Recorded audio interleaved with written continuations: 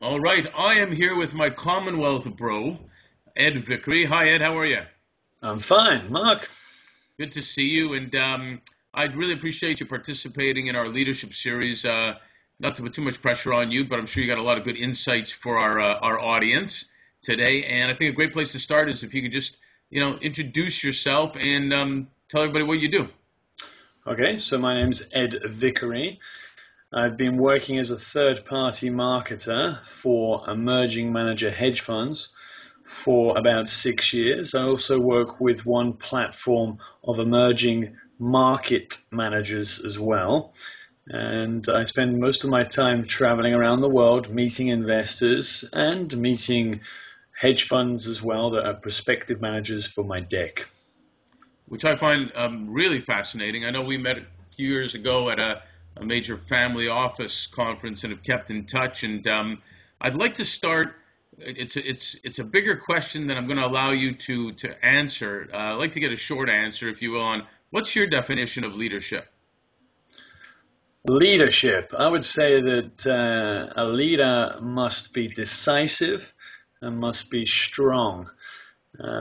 People, to follow a leader, people need to have respect of that person. So when it comes to business, you have to be decisive and strong and also fair, I would add. When, as you said, you've been an executive in international business, in financial services and investments and involved in global deals.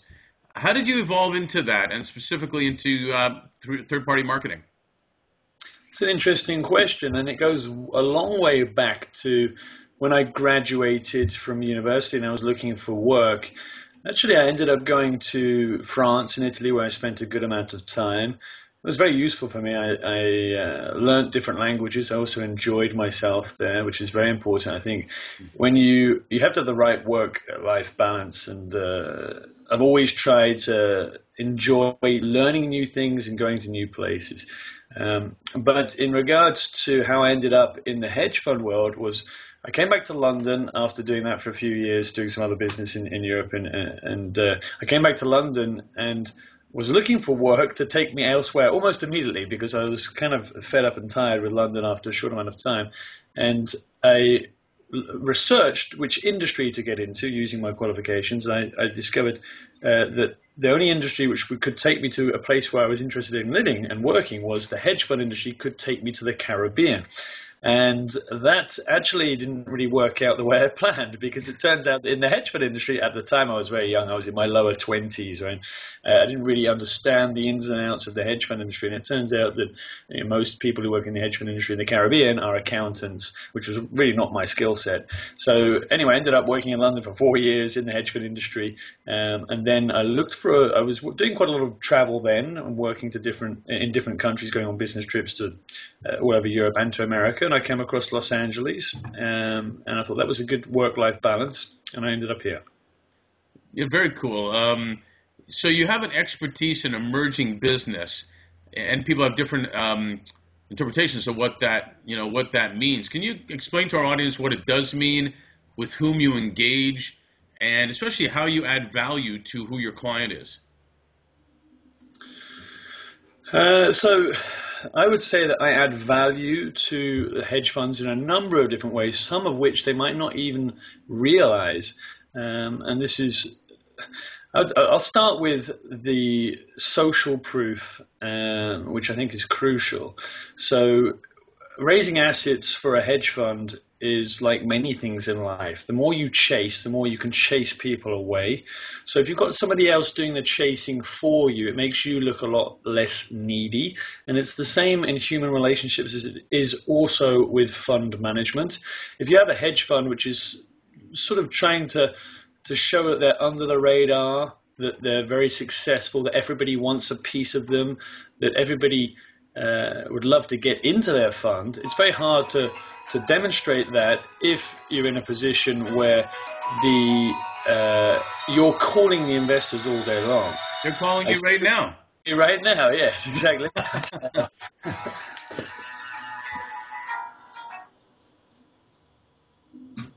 That was pretty good. There we go. I need to put that onto silent. Did you tell them to call on purpose just to make it look like that? Yeah, see, that would be a little psychological trick. There you go. So go ahead. As a third-party marketer, you can do the chasing, do the dirty work for the manager, and it doesn't damage the manager's reputation because they're not directly making the calls. It's a little bit like a recruitment consultant or a wingman in a bar. You can speak highly of the manager. You can really speak highly of the manager. It's more believable than if it comes from the manager themselves. That makes a lot of sense. It's almost like an endorsement testimonial, if you will, that adds credibility to them. So it's interesting because you work with a lot of senior level people in different countries. You speak multiple languages. You've seen different cultures. You've seen different rules and regulations.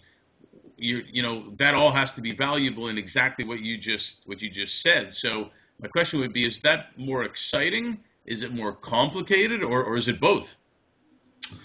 Okay, is it more exciting or more complicated than what? Well, more than because there's all these factors and variables and cultures and different types of people and different ways of doing business. In some ways, I can think it would be exciting, but it could also be challenging. Okay, I agree, and I think I understand what you mean. So it's true that a third-party marketer will also add value by knowing the people and introducing people to each other that might click and helping to manage the relationships. So to really get an investor interested in investing into a manager, it's not entirely down to performance. If it was only down to performance and the quantitative side of things, then investors wouldn't attend conferences and get to know the people. They really are interested in doing business with people that they like and people that they feel comfortable with and trust. Now, as a third-party marketer, I can bridge that gap by helping the conversation to run smoothly and helping the two parties to sort of get along and bond. Now, I can do that by mentioning things about both parties because I know both parties to each other that I know will help that relationship evolve. For example, if the investor is a Swiss-based investor, perhaps a family office, but I know that investor studied at UCLA, and the manager might be a New York-based manager, but he might also have studied at UCLA. I can mention that at the start of the conversation. They can start to talk directly about that, and I've thrown that into the conversation. And in regards to the different cultures, yes, I'd say Americans are a little bit more direct when they do business and a little bit more realistic, logical, pragmatic. They do things because they're going to get a result. They'll do things because they can get something out of it. Whereas Europeans quite often will invest, even if they think the manager might not perform so well, perhaps because they have a human or emotional link with the manager. So there are a little bit of differences there, and I think to overcome those differences is valuable for what I do. Well, I find that fascinating because you're right. Even in the executive search business, it's got to be the right fit, and the right fit very much comes down to trust, comes down to the chemistry of the executive that's joining management. Now, that developing trusted relationships in general has to evolve. It doesn't just happen. How did you develop the ability to communicate and get and can create that trust, especially in different countries? And how long did it take you to become successful at what you're doing? Well, it's not something that you can jump right into. Third-party marketing is a very, very difficult business, and it does involve a lot of very strong relationships. It takes years and years and years to become a successful marketer. I'm talking 10 to 20 years, not 2 to 5.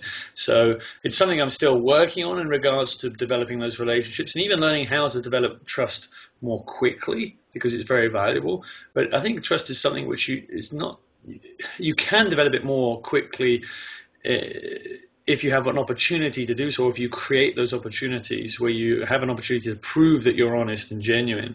But it is something that takes time, but very, very important for our industry. I would say it's one of the most important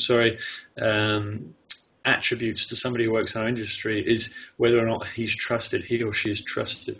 Right, and it's reputation is everything, right? Well, in the hedge fund industry, it's very, very important because performance is important, but if there's no trust behind the performance, it means nothing. Right.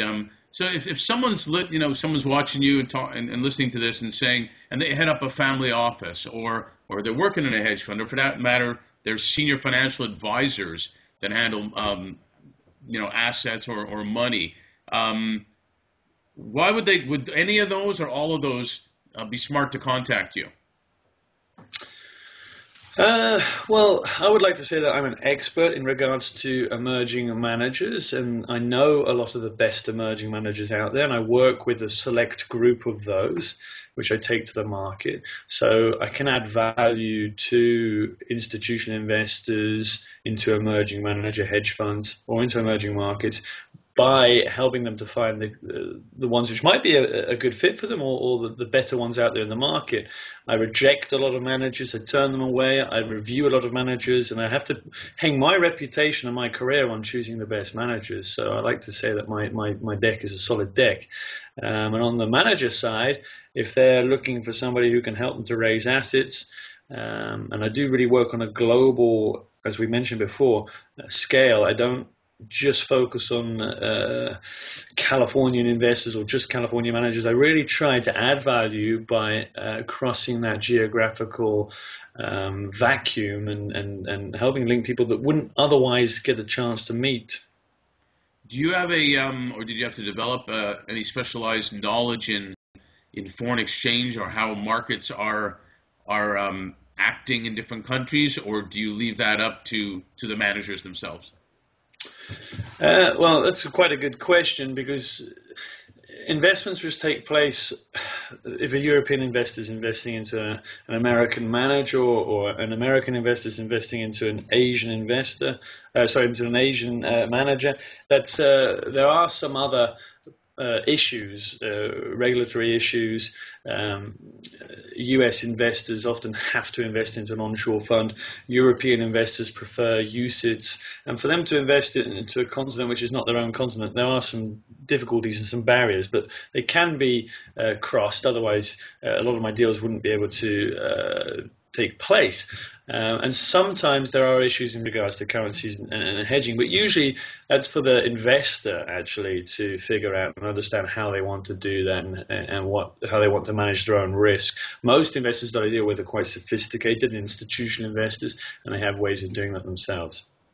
Do you interact or work with public accounting firms, financial advisory firms, other professional services firms in any way, or not really? Sure, because when I take on a new manager, part of my protocol when I choose a new manager is to carry out a process of due diligence on them, and that will mean calling all of their service providers and checking out that they really are who they say they are, and that they're really working with who they say they work with. And so that's a big part of what I do. Now, I know when we met last time we met recently, you had a young fellow working with you and whatnot. Relatively fresh. What advice would you give young and up-and-coming leaders on how to prepare for their future if they want to get into the global business arena, and specifically in the marketplace that you're in? Two things. First of all, it's crucial to be active, to be learning as much as you can. And if you do the same thing over and over and over and over and over and over and over and over again, you'll tend not to learn much new. You've become very good at something, but to be well-rounded, I think it's important to learn different things in different places. So someone who's in their 20s, for example, might decide to work in a few different places to gain different experience and to learn from different colleagues and different bosses, right? Also to maybe take out a year, or this is very familiar practice in Europe, to take a year out after university or before university and to live in another country. I mentioned that early on, that I did that in Italy and France. And then you can learn a lot about other peoples, you can learn other languages. Even in finance, everybody uses English really, but I can bond with a family office in Switzerland if I know, have a meal with him in a restaurant in Zurich, and I understand the menu in German and can talk about something. It adds value to. It shows higher qualities to be familiar with their world and to show interest in their world. But for a young person, I think it is crucial to go and take a year or two out and do something different, not necessarily for financial benefit or even for direct career benefit, but to travel and see the world a little bit can make you a more rounded individual, which in the long run will attract more people into your world on the business side. Yeah, I totally agree. I think that's great advice. Hey, a few personal questions here. Not too personal, so don't worry, but a few personal questions. I know you travel a lot, so this might be a sure no. Do you have a pet or any pets? I do. I have a dog called Bandit, who's a fantastic dog. And I had a cat for many years when I was younger. I used to always prefer cats. But right now I have a dog called Bandit, and I do have a cat called Barkley. And the cat is the most boring cat in the world. Very timid, hides under the bed, doesn't really do anything. And Bandit is like a long lost best friend, very, very close, always by my side, but never annoying. Really, really good dog. And so I'm starting to sway from cats to dogs. It's a strange period for me. Well, that'll be useful because we're doing a whole session coming up on pets and their executives, so we'll have to include you in that one. It's going to be really good. Do you have a favorite activity or sport? Do it alone. Bandit's got to be on there too. Yeah, well, there you go. Do you have a favorite activity or sport? I do, by far football, as in world football, not American football. Right. And I still play that, and I'm in my mid to upper 30s now. So I've noticed that I'm getting slower, less balance, less speed, of course. I'm about the same, almost exactly the same age as Frank Lampard, who's a very well-known English footballer, and he's still playing professionally. So I'm keeping going myself too. Good job. By the way, mid to late 30s, give me a break. Yeah, you're really getting old. So, do you have a favorite movie or TV show? So, do I have a favorite film? Yeah, or TV show? Well, I've just been watching recently The Vikings, which I find very interesting because it's quite a realistic series, I would say. I don't know for sure because I've never been back to the 5 to 800 AD, but that period is so different to modern day life, and it's quite a raw series. It's quite brutal, but it's very, in a way, seeing people who are so barbaric and simplistic, but sometimes they show such great values. Right. Sometimes they're absolutely terrible in the series. If anybody who's watching this has seen it, they'll know. But sometimes they're absolutely heroic and fantastic, and to see that is kind of inspiring. That sounds cool. Do you have a favorite type of music? On the music side, my taste is quite eclectic. It depends what mood I'm in. So if I'm in a thoughtful mood, if I'm feeling pensive, I might listen to Pink Floyd.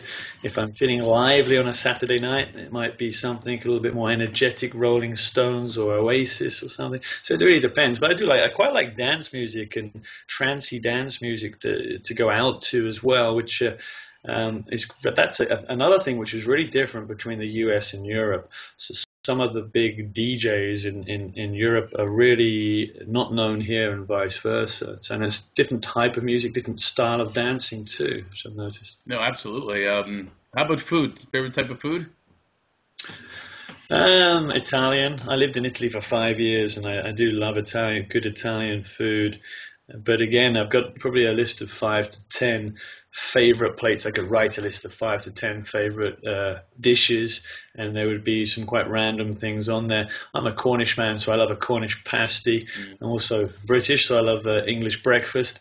And finally, I have one thing that would definitely go on there, one dish, which is reindeer meat that I ate in Norway. And it was the most succulent meat that I've ever tasted, and it was absolutely fantastic. Well, we won't tell the little kids who still believe in Santa about that. So no. Hey, listen, that's awesome. Thank you so much for participating, and we'll talk to you soon. Thanks a lot, Mark. Take care. Bye-bye.